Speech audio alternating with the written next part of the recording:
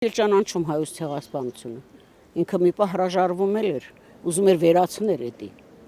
Առանց ամանչելու, բայց էդի անելու բան, հենց որ ոչ մի բան, հենց այդ ապրեք, որ դուք այդ հարց տվեցիք։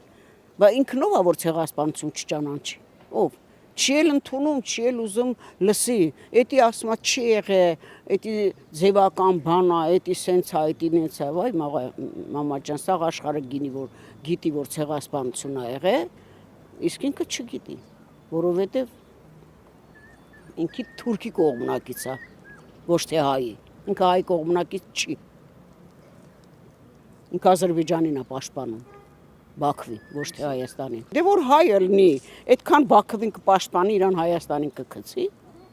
Ես այդ մի բանը չեմ հասկանում։ Հա, ինչքան չես ուզում, դու վարչապետ ես, ինչքան էլ քո մտքում մի ուզի, քո սրտում մի ուզի, բայց անենց մի արա որ ժողովուրդը հասկանան, որ դու սիրում ես թուրք ազգին, ոչ թե հայ ազգին։ Իրան արդեն այդ բռնած ճանապարհը տենց է, որ Իրանը մենակ բանն է, թուրքն է պետք։ Նրանք թուրք են ուրեմն, հայ չեն։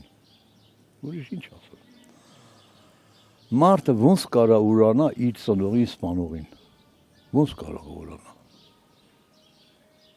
Հլացատենա։